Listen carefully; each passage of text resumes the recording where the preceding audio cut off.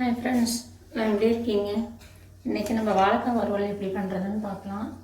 நான் ஒரு வாழைக்காய் எடுத்து வச்சுருக்கேன். வாழைக்காய் எடுத்து தோல் சீவிட்டு நீல வாக்கில் கட் பண்ணி வச்சுருக்கேன்.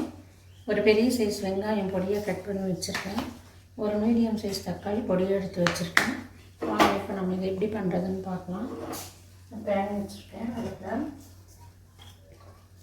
ஒரு 2 ஸ்பூன் ஆயில் விட்டுக்கலாம். 2 ஸ்பூன் கொஞ்சம் விட்டுருக்கேன்.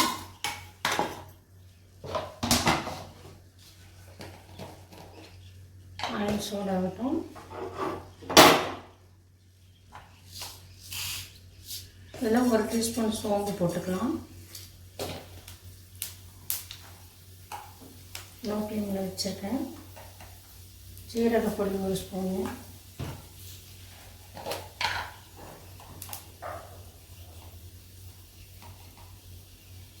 Chilli powder 1 spoon, garam masala 1 spoon,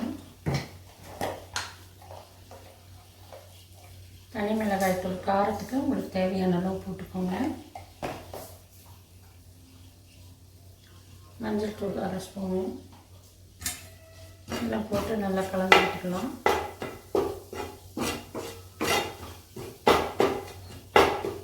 masala கலந்து விட்டுட்டு நல்லா பச்சை வாசம் போகுது மசாலாவில்.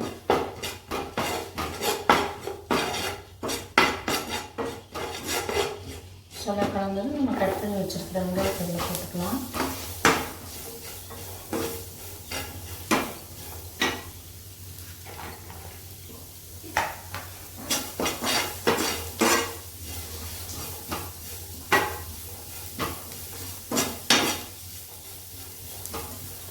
வெங்காயம் நல்லா வதங்கி வரட்டும். வெங்காயம் நல்லா வதங்கி வந்துடுச்சு. இப்போ இந்த தக்காளி இதோடு சேர்த்துக்கலாம். அதுக்கு கொஞ்சம் வாசனை வச்சுக்கலாம். நல்லா இந்த தக்காளியும் சேர்த்து இந்த வெங்காயம் எல்லாம் பச்சை வாசம் போக நல்லா வதக்கி விட்டுக்கலாம். நல்லா இது லோ ஃப்ளேமில் வச்சுக்கணும். அப்போ இந்த தக்காளி நல்லா கரைஞ்சி வரும்.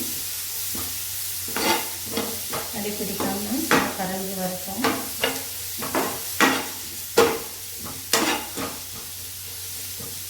தக்காளியெல்லாம் ஓரளவுக்கு எல்லாம் கரைஞ்சிச்சு.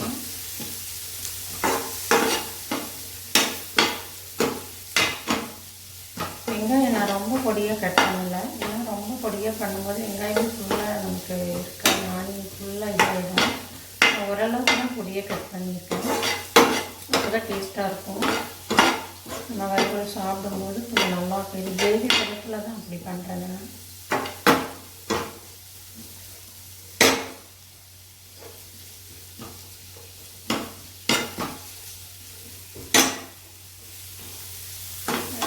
வணங்கி வருது. இப்போ நான் ஒரு 3/4 டம்ளர் தண்ணி வச்சுருக்கேன்.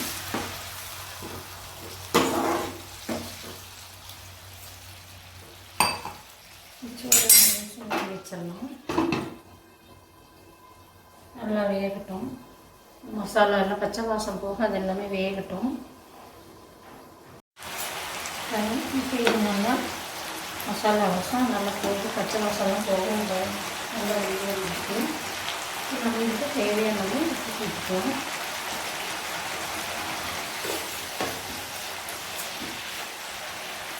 இப்போ நான் கட் பண்ணி வச்சுருக்கிற வாழைக்காய் இதில் சேர்த்துடணும்.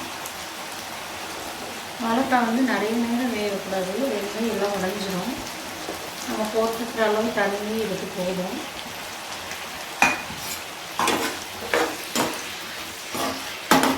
நல்லா இதை கலந்து ஊற்றணும்.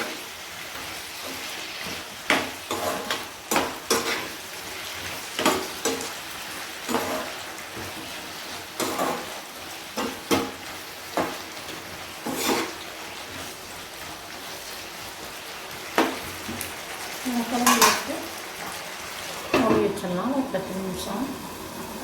தனியாக ஃப்ரை ஆகிட்டு நல்லா அப்படியே ஒரு நிமிஷம் கலந்து வருது.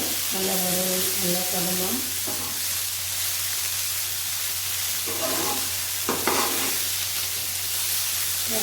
அதில் இருக்கிற ஆயில் அப்படியே ட்ரை ஆக வைக்கலாம்.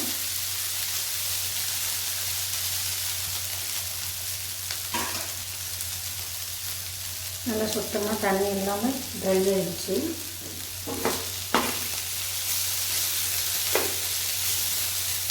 நல்லா டேஸ்டியான டிஃப்ரெண்ட்டான ஒரு டேஸ்ட்டில் நம்ம பண்ணியிருக்கோம். ட்ரை பண்ணிக்கலாம்.